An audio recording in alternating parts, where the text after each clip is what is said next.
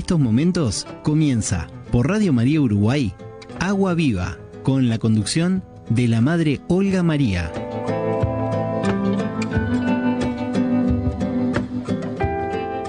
Hola, ¿qué tal? Bueno, ya hemos concluido la Pascua, ya hemos celebrado la preciosa y bellísima y grandísima solemnidad de Pentecostés y se supone que en este momento y a estas alturas estamos todos a rebosar de Espíritu Santo, que el Espíritu Santo ha llegado y nos ha invadido con sus 7 dones y está trabajando en nosotros, bueno, a toda máquina, que se dice, ¿no? A full. ¿Y qué trabajo tiene que hacer el Espíritu Santo dentro de nosotros, ¿no? ¿Qué cosas nos dices? Pues mirad, el Espíritu Santo tiene que hacer dentro de nosotros todo lo que de verdad es importante. El Espíritu Santo es el santificador, el que nos hace santos. Sin él no hay posibilidad de santidad. El Espíritu Santo llega, entra en nuestra vida, toma posesión de ella y la va transformando. La va haciendo santa, por eso es Espíritu Santo, es santo Él y santifica todo lo que toca, ¿no? El Espíritu Santo va obrando dentro de nosotros y nos va cambiando, nos va poco a poco transformando.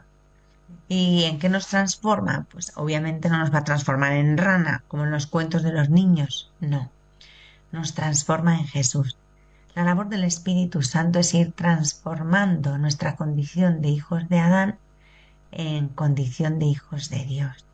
Nuestro pobre barro, que no vale gran cosa, cuando es modelado por el Espíritu Santo, va dando lugar pues a una humanidad nueva, a una humanidad redimida, a la humanidad semejante a la de Jesús. El Espíritu Santo trabaja en nosotros para hacer de nosotros otro Jesús, otro hijo amado en el que el Padre pueda complacerse. Esa es la tarea del Espíritu Santo. Y para esto viene y entra en nosotros y con sus dones nos va transformando. Además, en este mes maravilloso de junio, que es el mes del corazón de Jesús, tenemos que tener muy claro que cuando decimos ejaculatoria tan bonita de Sagrado Corazón de Jesús, haz mi corazón semejante al tuyo, estamos diciéndole tácitamente al Espíritu Santo que venga y lo haga, porque nosotros nunca vamos a poder hacer que nuestro corazón sea igual que el de Jesús. Y Jesús sí lo hace, pero lo hace enviando al Espíritu Santo, que es el que trabaja en nosotros. El Espíritu Santo es el que conforma en nosotros un corazón igual que el de Jesús, otro corazón como el de Cristo, ¿no? Lo mismo que formó en el seno de la Virgen María,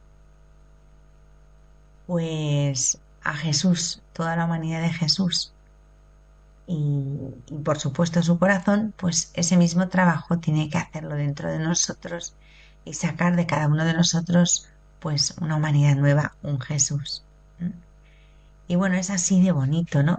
Pensar que de la misma manera que Él descendió sobre la Virgen y la cubrió con su sombra, nos cubre a nosotros y va trabajando. A ella le pidió consentimiento y a nosotros también, porque si nosotros no queremos que venga, Él no va a venir a la fuerza. Dios nunca nos va a forzar a nada. Aquí, por eso hemos estado en la novena del Espíritu Santo y continuamente invocándole, ¿no? Ven, Espíritu Santo, ven y llena los corazones de tus fieles y enciende en nosotros pues el fuego de tu amor. Pues eso que decimos y que repetimos es decirle, ven y haz de mí una criatura absolutamente nueva. Ven como viniste sobre la Virgen María y haz que Jesús empiece a tener forma en mi interior, ¿no? Transfórmame, haz que Jesús viva en mí, crezca en mí, se encarne en mí, se haga pues vida y realidad en mi vida y la vaya transformando, de modo que cada vez en mi vida haya más Jesús y menos Olga. Este es el tema, ¿no? Que cada vez haya menos de lo mío y más de Él. Cuando decimos que Jesucristo tiene que ser nuestro Rey, es nuestro Rey, y así le aceptamos, estamos diciendo justamente eso, ¿no? Que Él reina, o sea, que Él es dueño, Señor de nuestra vida, de nuestra existencia, que Él nos posee. Y cuando uno posee algo, hace con eso, con esas posesiones, lo que quiere, ¿no? Entonces, si yo paro eso a ser posesión de Dios, una pura pertenencia de Dios, pues le estoy diciendo a Dios que puede hacer conmigo lo que quiera. Y eso es lo mejor y más grande que nos puede pasar. No sé si habéis caído en la cuenta, pero es así, ¿no? Y yo creo que esto es muy precioso. Y bueno, pues que poco a poco el Espíritu de Dios vaya tomando posesión de nosotros y seamos cada vez más Jesús, ¿no? Un Jesús presente. De hecho, las personas que se nos acercan quieren ver a Jesús. Qué bonito es. Bien, pues si quieren ver a Jesús, tenemos que mostrarles a Jesús. Y no podemos mostrarles a Jesús si no estamos llenos del Espíritu Santo. Bueno, llenos hasta donde podamos, lo más llenos posible, porque llena y llena y llena del Espíritu Santo solo fue la Virgen María. Los demás, pues ahí vamos como podemos, a trancas y barrancas, pero la cosa es avanzar, aunque sea despacito, ¿no? Y estar pues llenos de Jesús, llenos de Él. Y cuanto más tengamos a Jesús dentro, más le podemos mostrar a las personas, porque la gente se nos acerca. Acordaos de aquel pasaje evangélico en el que llegan aquellos griegos y le dicen a Felipe, queremos ver a Jesús. Pues la gente a nuestro alrededor quiere ver a Jesús. A lo mejor no lo dicen explícitamente como lo estoy diciendo yo, ¿vale? Pero sí, quieren ver a Jesús, quieren ver a Jesús. Y nosotros como cristianos, como bautizados, tenemos la obligación moral de mostrar a Jesús. Y evidentemente no podemos mostrar, no podemos enseñar lo que no tenemos dentro. Total, que hay que ponerse las pilas con este tema de pedir al Espíritu Santo que nos transforme para poder mostrar a Jesús. Bueno, dicho esto, queda destacar lo más importante, al menos para mí como carmelita samaritana del corazón de Jesús, y es que estamos en el mes de junio. Y junio es el mes del corazón de Jesús. El corazón de Jesús se apareció un 16 de junio en Paraílemonial a Santa Margarita María de Alacoque, que es una monja canonizada, como digo, que es salesa, monja de la Visitación, y le hizo una serie de promesas y una serie de revelaciones que son preciosas y que recomiendo que os busquéis y os leáis a lo largo de este mes, ¿vale? Pero para mí lo más importante, y es lo que os quiero dejar aquí hoy para vuestra reflexión y meditación, es que caigamos en la cuenta de que Jesucristo, nuestro Señor, nuestro Dios, está vivo y tiene corazón. ¿Mm? Esto lo tenemos que tener clarísimo y no se nos puede olvidar nunca. Nunca queda claro lo que significa nunca, ¿no? Así que tú, querido radio oyente que me estás escuchando, te dejo una pregunta en el aire, ¿no? ¿Te has planteado alguna vez que Dios te quiere y te quiere de verdad? Pero no en abstracto, sino con un corazón humano. ¿Te has parado a pensar que ha querido encarnarse, entre otras cosas, para saber, entre comillas, saber lo que siente tu corazón y el mío? Pues esto es importante tenerlo en cuenta, es muy importante no olvidarlo nunca. Y, y hacer de ello el centro de nuestra vida. Porque si hacemos de esto el centro de nuestra vida, todo va a cambiar. Mirad, antes de la encarnación, Dios no tenía corazón.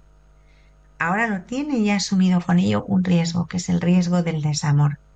¿Te das bien cuenta de lo que eso significa? Significa que tu vida y la mía y la de todo ser humano le afecta. Sí, sí, sí, sí, tal y como lo escucháis. Tu amor o tu desamor a él le afecta porque ha querido asumir ese riesgo al hacerse hombre. Soy consciente de que es muy fuerte esto que te estoy diciendo, lo sé, pero es absolutamente real y verdadero. Qué impresionante es que Dios haya querido tener un corazón humano para experimentar la alegría de ser amado o la tristeza de no serlo. Y bueno, tener esto presente es importante. Quizás uno de los problemas más gordos que tenemos los cristianos es que perdemos de vista esto. Se nos va. Perdemos la perspectiva del hecho de que Jesucristo está vivo de verdad y tiene corazón. Sin querer, inconscientemente tendemos a convertirlo en una pieza de museo, ¿no? Y bueno, pues yo creo que esta tarea es suficiente por hoy.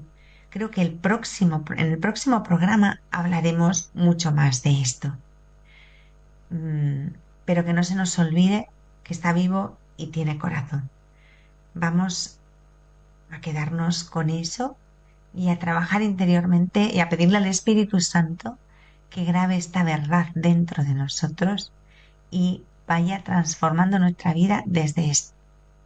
Proseguimos un poco con el tema que dejamos la semana pasada ahí, ¿no? Estuvimos viendo cómo el hombre de suyo vive en una situación de pecado y Dios es visto por el hombre como una especie de adversario, como un obstáculo que se interpone continuamente en su camino, ¿no? Entre el hombre y Dios hay una enemistad por el pecado que la ley no hace más que poner en evidencia. ¿Por qué? Pues porque el primer pecado que tenemos en nosotros, en nuestra naturaleza humana, hay una serie de tendencias que de suyo no son buenas, que han quedado ahí como recuerdo de aquello, como consecuencia de aquello, y que no nos conducen al bien. Son eso que se llaman tendencias aviesas o concupiscencia en la teología moral, ¿no? Y entonces el hombre, ¿qué pasa? Pues que por esta concupiscencia desea desordenadamente cosas que no son buenas y que le hacen daño. Y es Dios quien a través de sus mandamientos le cierra el camino a hacerse daño. Le pone unos preceptos porque sabe que si no se va a desbocar y se va a hacer daño.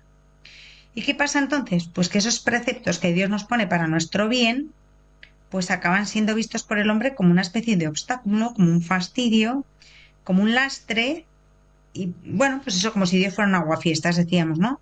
Y vemos a Dios así, una imagen totalmente deformada e irreal, desde esta perspectiva del pecado. Y aquí es que caemos en la cuenta de que sin el Espíritu Santo no podemos cambiar. Cuando el Espíritu Santo viene y toma posesión del corazón es cuando tiene lugar el cambio. Por eso tenemos que estar continuamente pidiendo al Espíritu Santo que venga, que tome posesión de nuestra vida y que nos conceda un corazón nuevo, un corazón semejante al de Jesús.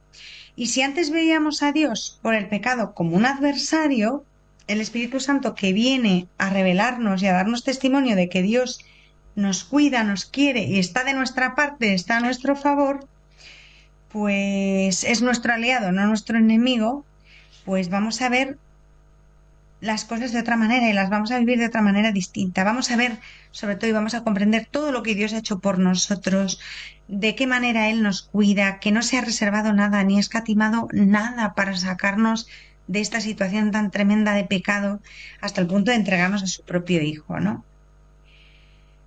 Bueno, entonces nos tiene que quedar claro que el Espíritu Santo nos instruye internamente, ¿no? Cambia nuestro corazón y nos enseña, nos muestra que Dios no solo se limita a mandar o a prohibir, que no es eso, que Dios es un padrazo, no un general brigada que está todo el día regañando y dando órdenes, no, sino que Dios mismo hace con el hombre y en el hombre lo que Él manda. O sea, Dios no nos manda cosas y se lava las manos, lanza la ley, la suelta y dice, ¡hala! Hay que hacer eso. Y se cruza de brazos esperando a que lo hagamos. No, no, no, no, no. Para nada en absoluto. Dios nos dice, hay que caminar por aquí. Y nos toma de la mano y camina con nosotros. El Espíritu Santo obra en nuestro interior lo que nos pide, porque si no, nunca podríamos por nosotros mismos responder a Dios. Si respondemos de alguna manera bien al Señor es simplemente porque el Espíritu Santo está en nuestro interior actuando, si no, por nosotros mismos, nada de nada. No podríamos jamás. Bueno, pues la ley nueva, que es el Espíritu, es mucho más que una indicación, que una norma de conducta. La ley nueva no es simplemente esto es lo que hay que hacer y esto es lo que no hay que hacer. La ley nueva es una acción y un principio vivo, una realidad viva. El Espíritu Santo, que es Dios de Dios y está vivo, es la ley nueva. no consiste en una serie de preceptos escritos y ya, que entonces sería una ley igual que la anterior, diferente en su contenido, pero igual, o sea, del mismo tipo. Entonces no nos sirve, ¿no? No, para nada. La ley nueva es la vida nueva. Por eso, a menudo, más que ley, San Pablo, en sus cartas, sobre todo en la carta de los romanos, la denomina gracia. La gracia es la nueva ley viva que actúa en nosotros, ¿no? Cuando decimos que tenemos que pedir tal gracia o tal otra gracia, no solamente estamos diciendo que queremos pedirle a Dios que nos conceda una cosa o un favor, sino que le pedimos que nos conceda la fuerza, la capacidad de actuar de una determinada manera. Pero la gracia en realidad no es un estado, no es algo pasivo, un concepto ahí plano, muerto, no. La gracia es parte de Dios. La gracia es la vida de Dios, es el Espíritu Santo actuando. Sí, eso es la gracia. Es aquello que nos deifica, que nos hace conformes a Dios. La gracia es la que nos hace hijos de Dios, la que nos transforma interiormente, la que nos concede un corazón de hijos. O sea, que no es algo que nos regalan como una prenda que te la regalan, te la pones y ya está. No, no, no, no, no, no. La gracia es parte de tu vida. Es vida que de alguna manera te infunden y se integra en tu vida. Te inyectan, por decirlo pues, así de una manera que se pueda entender, te inyectan vida y te transforma. Es una inyección de una vida de Dios que transforma tu vida. ¿Vale? Esa es la gracia. Y la ley nueva no es una serie de preceptos nuevos que están ahí en el Evangelio formulados por Jesús o las bienaventuranzas que Jesús anuncia, sino que la ley nueva es la que graba en los corazones de los fieles el Espíritu Santo en Pentecostés. Los preceptos evangélicos son más elevados y más perfectos que los preceptos de la ley de Moisés. Los superan con muchísimo, ¿vale? Pero por sí solos ellos habrían resultado ineficaces, porque al fin y al cabo son letra. El Evangelio mismo, todo el contenido del Evangelio, sin el Espíritu Santo, pues sería una ley muerta, como la del Antiguo Testamento.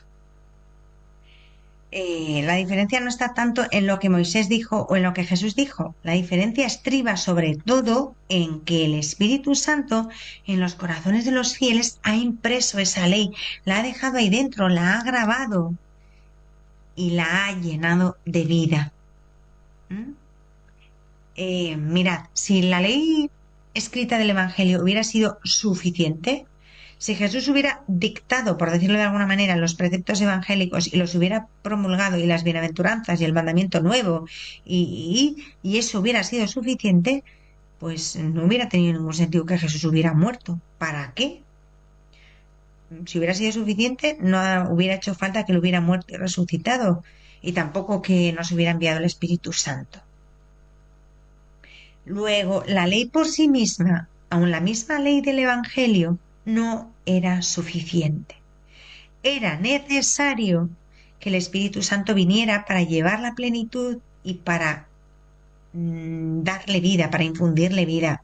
Por eso Jesús muere y resucita. Y antes de la ascensión dice, os conviene que yo me vaya, para que venga a vosotros el Consolador, el Espíritu de la verdad, y Él os guiará hasta la verdad plena.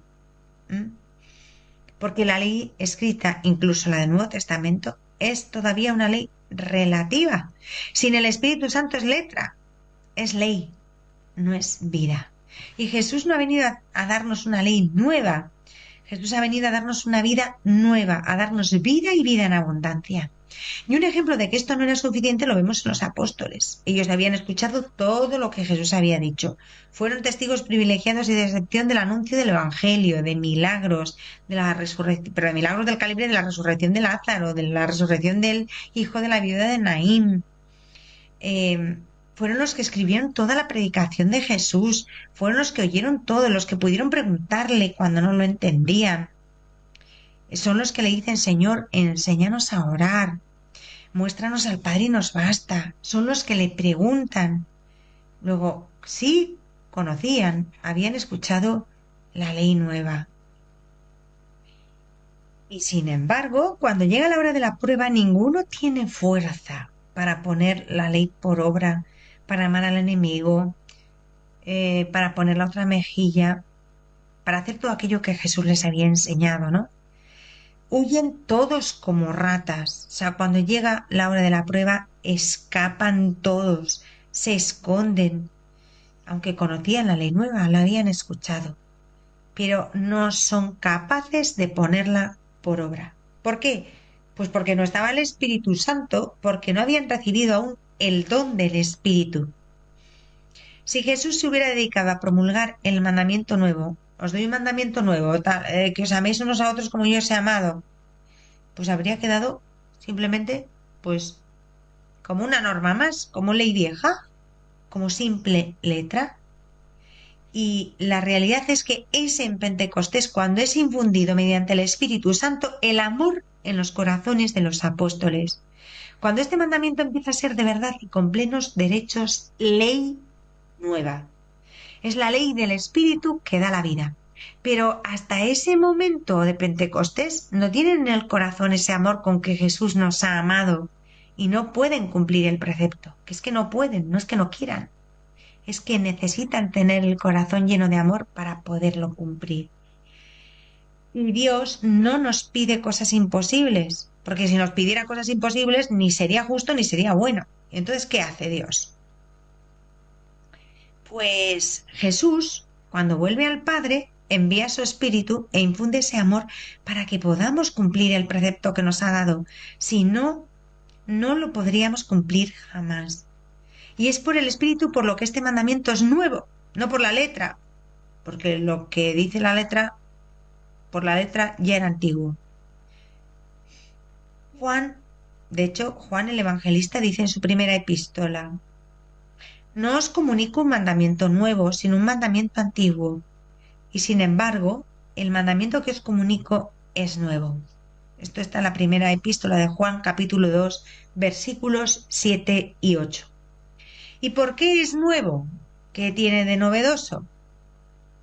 Pues por el Espíritu Santo, porque el precepto de amar a Dios sobre todas las cosas existía desde el principio y al prójimo como a uno mismo también. La novedad, ¿dónde está? ¿Dónde está la novedad? ¿En qué estriba la novedad principalmente? Pues en amar como Jesús ama, porque amamos como Jesús ama, como Él nos ha amado, porque Él nos infunde su propio amor, si no es que nunca podríamos cumplirlo, repito, insisto. De donde podemos decir, y a mí esto me impresiona, porque durante muchos años nunca lo había pensado de esta manera,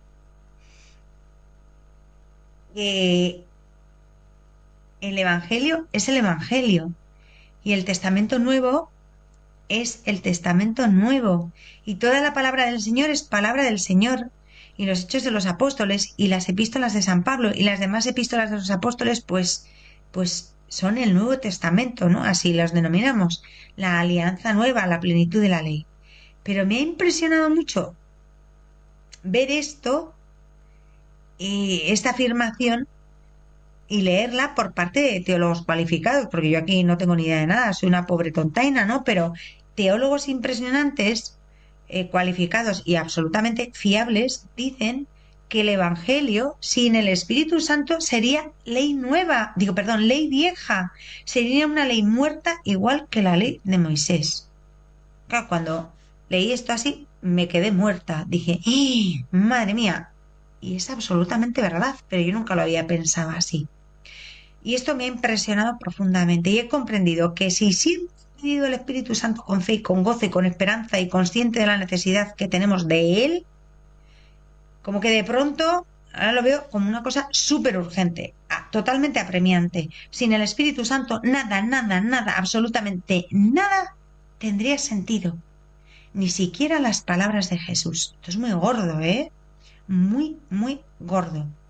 Dicen, madre, ¿la palabra de Jesús tampoco? Pues tampoco. Si no es vivificada por el Espíritu Santo, no deja de ser letra y letra muerta, por mucho que haya sido pronunciada por Jesús. Es palabra del Señor en cuanto que el Espíritu Santo la toca, la vivifica, la llena de vida y la hace eficaz. Porque Jesucristo es Señor, en el Espíritu Santo. Es nuestro Señor en el Espíritu Santo. Bueno, esto lo afirma además Santo Tomás de Aquino, ¿no? Que dice, por letra, hablando de esto que os acabo de contar, se entiende toda ley escrita que queda fuera del hombre, incluidos los preceptos morales contenidos en el Evangelio, por lo que también la letra del Evangelio mataría si no se hallara en su interior la gracia de la fe que sana y que da vida. Esto no lo dice cualquiera, lo dice nada más y nada menos que Santo Tomás de Aquino. Toma del frasco, carrasco, ¿no? Y insisto en que a mí me ha impresionado muchísimo.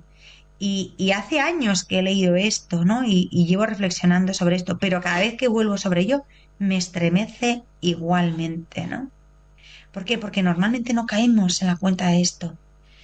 Y esto que acabo de leer, que afirma Santo Tomás, es una certeza de fe ecuménica que admiten todas las grandes confesiones cristianas, ¿eh? La admitimos los católicos, lo admiten también los luteranos, lo admiten los ortodoxos, las iglesias orientales, o sea, casi todos los cristianos prácticamente, que sin el Espíritu Santo el Evangelio sería hoy también ley muerta, letra muerta. Esto es muy gordo, pero muy, muy, muy gordo. Y claro, llegando a este punto surge la pregunta, entonces, esta ley que es espíritu, ¿cómo actúa esta ley nueva? ¿Qué es el espíritu y en qué sentido se puede llamar ley? Porque claro, llamar a un espíritu, por muy santo que sea y por muy Dios que sea, ley, pues parece una cosa un poco seria, ¿no? Parece que no hay cosa más contrapuesta que una ley, que es algo como muy material, muy, muy restrictivo y como muy concreto, y un espíritu, que es justamente lo contrario, ¿no? O sea, un espíritu es lo inabarcable, lo intocable, lo que no puedes encerrar, lo que no puedes encorsetar. Y resulta que al espíritu le llaman ley y a la ley le llaman espíritu. Entonces, a ver, esto que nos lo expliquen. ¿Cómo se puede comprender esto y cómo actuamos? Pues a ver si podemos contestar a esto. Eh, la ley nueva, el precepto evangélico nuevo, es lo que Jesús llama mandamiento nuevo. O sea, lo más innovador de todo el evangelio es el amaos como yo os he amado, amaos unos a otros como yo os he amado. Eso es súper, súper novedoso. Y luego, la ley nueva, el precepto nuevo, el más importante, el que abarca toda la ley, es el amor. Recordad que San Pablo en Romanos 5:5 dice, el amor que Dios nos tiene inunda nuestros corazones por el Espíritu Santo que se nos ha dado. Dios, por el Espíritu Santo, ha llenado nuestros corazones de amor, es decir, de sí mismo. Si estamos diciendo, a ver si los explicar bien, porque esto es un poco lioso, que el Espíritu Santo al mismo tiempo es el amor y al mismo tiempo es la ley nueva, la ley y el amor se identifican, son una misma cosa. Este amor es el amor con que Dios nos ama, el que el Espíritu Santo infunde en nuestros corazones, y al mismo tiempo es aquel con el que hace que nosotros podamos amar al prójimo. El Espíritu Santo es una capacidad nueva de amar y el amor es el signo revelador de la vida nueva traída por el Espíritu. San Juan en su primera epístola dice, sabemos que hemos pasado de la muerte a la vida porque amamos a los hermanos. O sea, sabemos que estamos vivos porque amamos, ¿vale? La única señal cierta que tenemos de que estamos vivos es que somos capaces de amar a nuestros hermanos. Y esa es la señal de que estamos vivos en la vida nueva del Espíritu. Y esto no es un invento mío ni de ningún teólogo, es palabra de Dios revelada por San Juan. Y alguna persona que no creía o que estaba buscando con cierto escepticismo, con cierta reserva, me planteó esta cuestión una vez. Me decía, es que es absurdo que tú te acerques al Evangelio buscando a Dios y ves que el hecho de amar es preceptivo. Porque ¿qué sentido tiene, me decía esta persona, que te manden a amar? O sea, o amas o no amas, pero no porque te lo manden, ¿no? O sea, no sé. O sea, te quedas diciendo, porque el que te lo manden, sí, obligatorio, amar.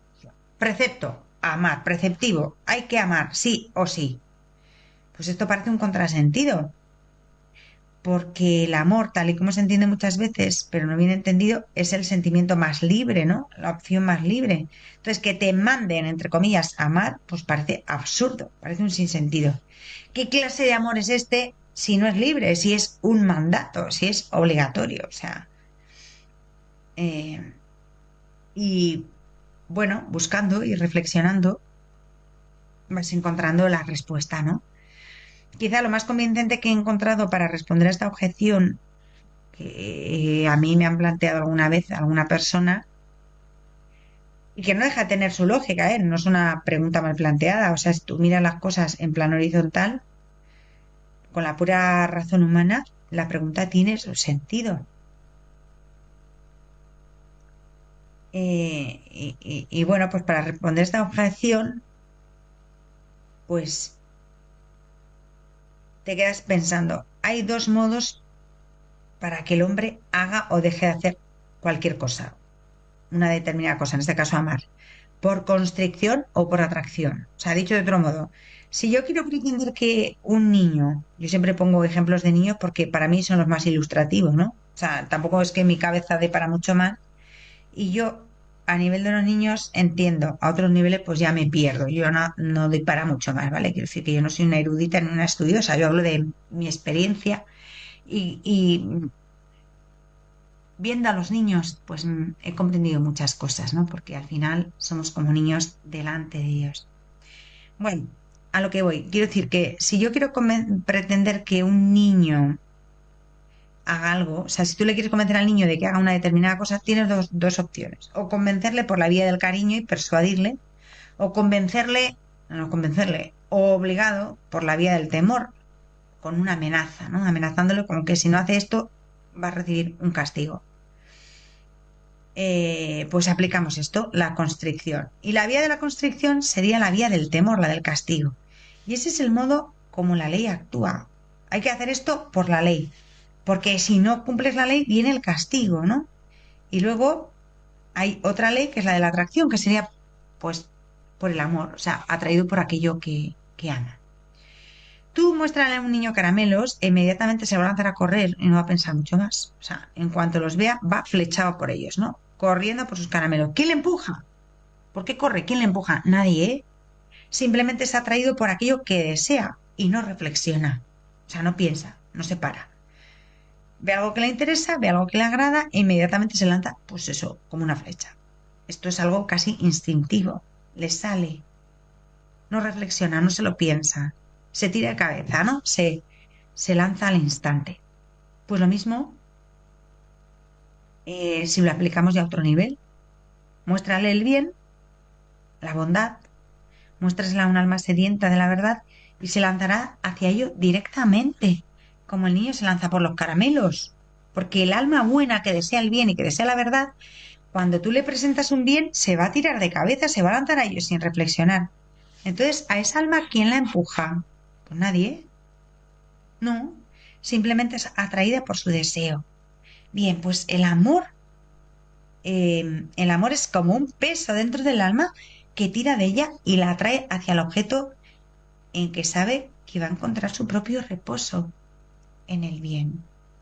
Y en este sentido, el Espíritu Santo y concretamente el amor es una ley, es un mandamiento que crea en el cristiano ese movimiento que le lleva a hacer todo lo que Dios quiere espontáneamente, sin tan siquiera pensar en ello. Bien, pues el hecho de la propia voluntad le atrae y ama todo aquello que Dios ama. De aquí viene la famosísima frase de San Agustín, que tan mal interpretada y tan mal utilizada ha sido muchas veces, ¿no? Esta de ama y haz lo que quieras. También dice San Agustín, tu amor es tu peso, tu amor es tu ley. ¿Por qué?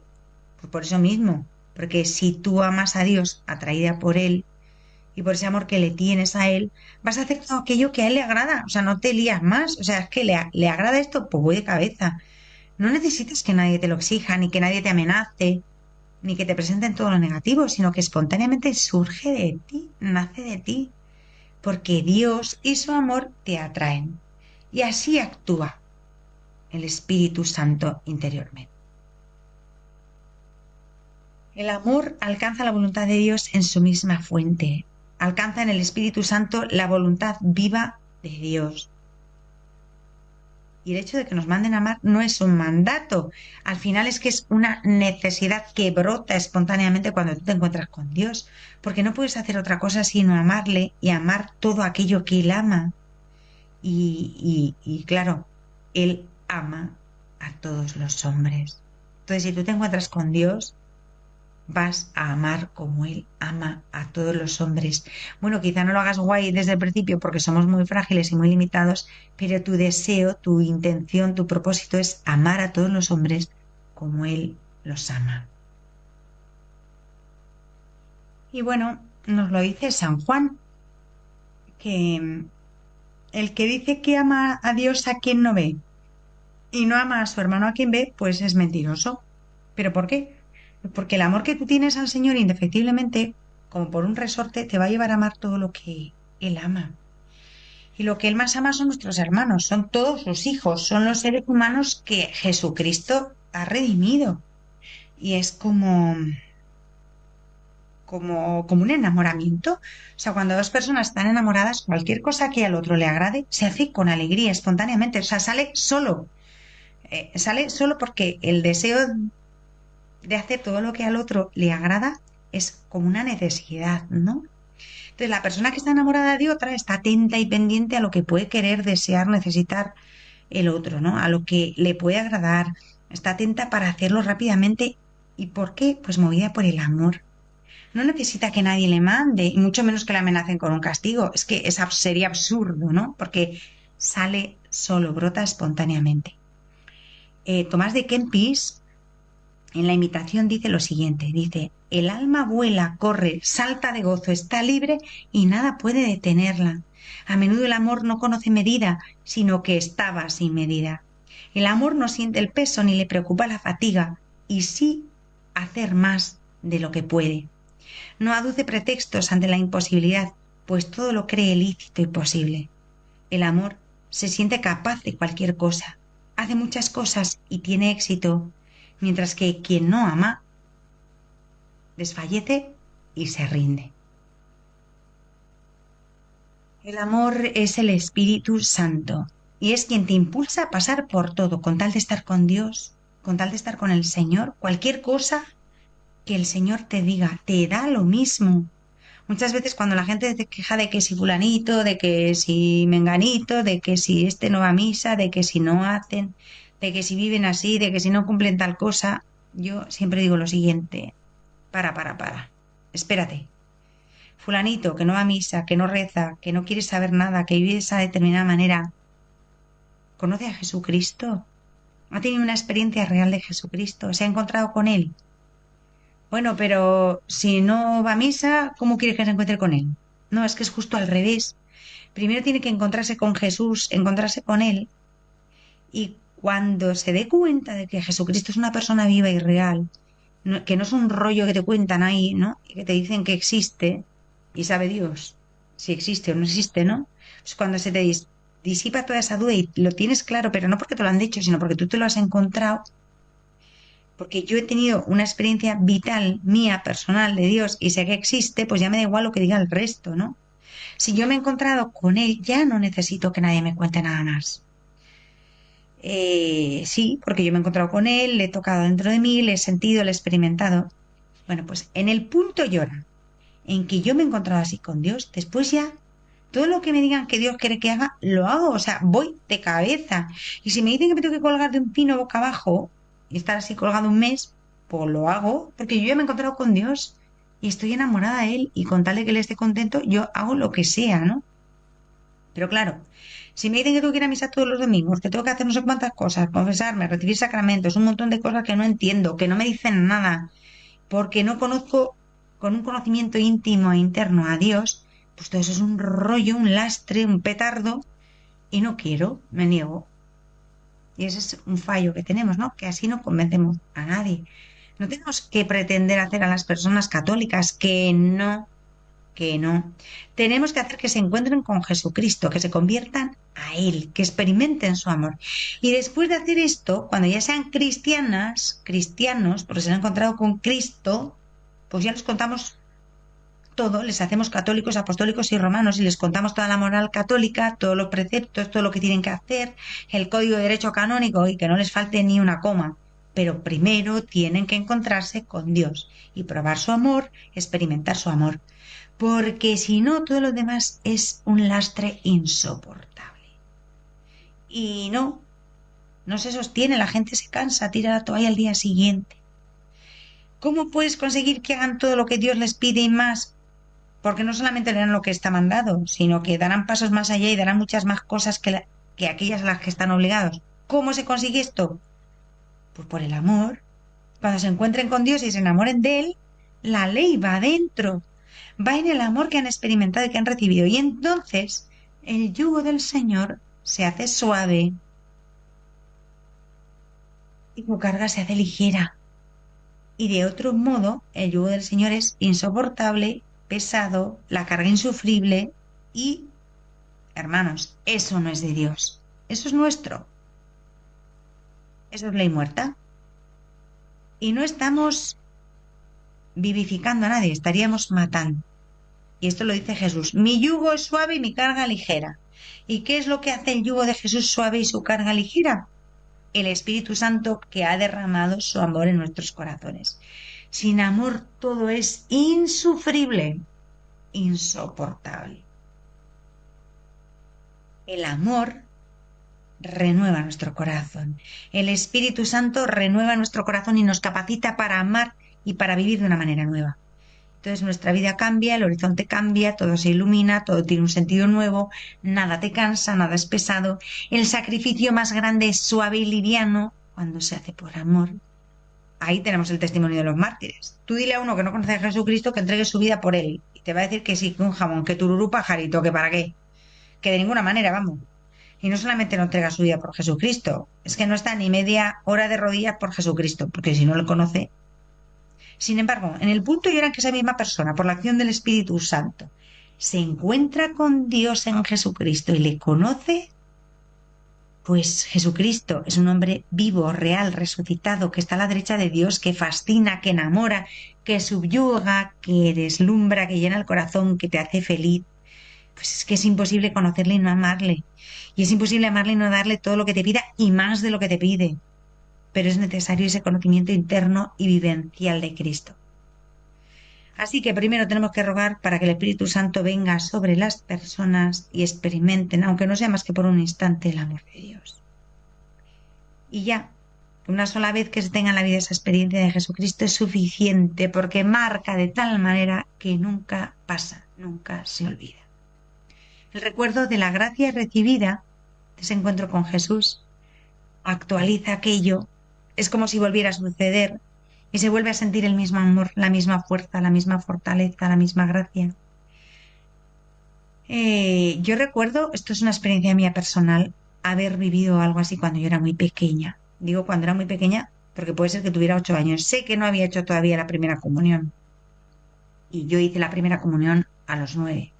Entonces, pues quizás tendría 7 o como mucho 8. Y recuerdo perfectamente además el sitio, la fecha exacta. Bueno, la fecha exacta no, pero la hora que era, sí. En un momento dado íbamos a una excursión, íbamos un tropellón de niños con todas las catequistas y todos los niños de la parroquia. Podíamos ir 100 niños y 15 o 20 catequistas, ni sé, ¿no? Pero todos en mogollón, en unos cuantos buses. Y nos llevaron de excursión a un determinado sitio y recuerdo que entramos en aquella iglesia, que es una iglesia maravillosa, grande y preciosísima. Y bueno, yo llevaba desde los 4 años en un colegio de religiosas donde me educaron en la fe católica y me hablaban de Jesucristo y yo me creía más o menos lo que me decían las hermanas, ¿no? Pero yo recuerdo que aquella tarde había allí un crucifijo enorme. Bueno, a lo mejor no era tan enorme, pero como yo era muy pequeña a mí me parecía enorme. Y bueno, yo me vi debajo de los pies de aquel crucifijo mirando hacia arriba y recuerdo perfectamente la perspectiva que tenía en la visión. Y yo en ese momento era muy pequeña y no entendía muchas cosas. Y de todo esto que os estoy contando menos todavía, claro. Pero en aquel momento sentí en mi corazón que Dios estaba ahí, que Dios existía, que era verdad y no se me ha olvidado nunca. Y cada vez que lo recuerdo, lo estoy recordando ahora mismo, vuelvo a sentir en mi corazón esa seguridad, esa certeza y ese amor que sentí. Y yo me acuerdo que aquel día volví a mi casa diciendo, es verdad lo que dicen las hermanas, Dios existe. Y a partir de aquel momento, a partir de entonces, recuerdo el afán, el hambre, el deseo de saber más cosas de Dios, de conocerle más. Aquello fue en aumento, ¿no? Hasta entonces yo escuchaba lo que me decían, me lo tragaba todo, como pues me tragaba en clase lo de lengua, lo de matemáticas o lo de dibujo, ¿no? Era una cosa más que había que aprender en el cole. Pero a partir de aquel día ya fue diferente. Aquella experiencia que tuve, yo era pequeña y no entendía nada, no se me ha olvidado y tuve la seguridad que no me ha abandonado jamás de que Dios existe y de que Dios está ahí y de que Dios me ama. Yo me supe amada, me sentí amada. Y a partir de ahí, recuerdo que me estaba preparando para hacer la primera comunión. El deseo de comulgar es que cambió totalmente. Yo iba a la catequesis con todo el interés porque estaba como ávida de entender, de saber. Quería más y más de Jesús, ¿no? Y esa gracia bueno, pues que yo recibí cuando era pequeñita, estoy segura de que fue el Espíritu Santo quien tocó mi alma y, y mi corazón, ¿no? Y sin comprender, porque ya os digo que era muy pequeña, no entendía ni papa de nada, tuve esa certeza, esa seguridad y hasta hoy me dura, no me ha abandonado. Y esto es lo que tenemos que pedir en Pentecostés, para Pentecostés. Un Pentecostés personal para cada alma, ¿no? Que Dios se haga presente de esa manera, que todos los corazones de todos los hombres tengan esa experiencia del amor de Dios, esa seguridad, esa certeza de que Dios está ahí cuidando de ellos y que le busquen y que le deseen. Y bueno, pues esto es importantísimo porque en el punto y hora en que experimenten y saboren una sola vez, un solo instante, ese amor, lo van a buscar siempre. O sea, yo creo que esta es de las cosas más importantes por las que tenemos que pedir. Que cada alma tenga su Pentecostés personal. Este mes de junio, yo querría que nuestra oración final eh, insista en lo más importante, ¿no? En que Jesucristo tiene corazón. Sí.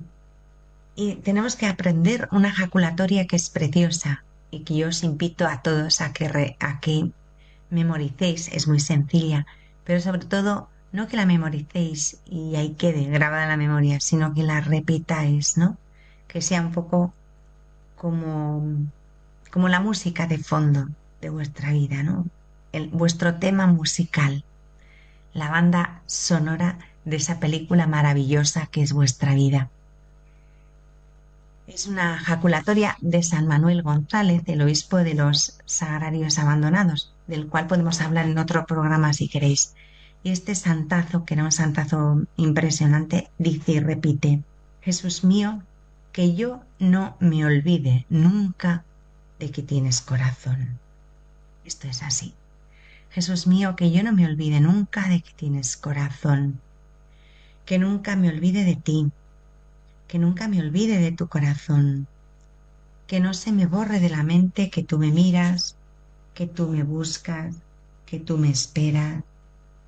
Que no me olvide nunca de que tienes corazón y que ese corazón que tanto ama a los hombres está tantas veces solo y olvidado. Qué pena cuando pienso que se repite aquello de vino a los suyos y los suyos no le recibieron. Ojalá que se nos conceda la gracia de que nos duela el dolor de Jesús, que nos duela su soledad, que nos duela su abandono. Ojalá se nos conceda la gracia de que nos duela todo aquello que a Él le duele. Que yo no me olvide nunca, Jesús mío, que nunca me olvide de que tú tienes corazón. Y que no deje de gritarlo al mundo entero. Y cada palabra, cada pensamiento, cada respiración, cada latido de mi corazón repita machaconamente: Jesús está vivo. Jesús está vivo y tiene corazón. hasta el último aliento de mi vida, no quiero hacer otra cosa que gritar eso. Jesús está vivo y tiene corazón. Que no nos olvidemos nunca, que no nos olvidemos nunca de que Él tiene corazón, que no le dañemos, que no hagamos otra cosa en esta vida sino intentar amarle y que otros le amen también, porque si no la vida en sí no sirve para nada, si no es para eso. Y que cada cosa que hagamos, por insignificante que sea, sea un eco de lo mismo.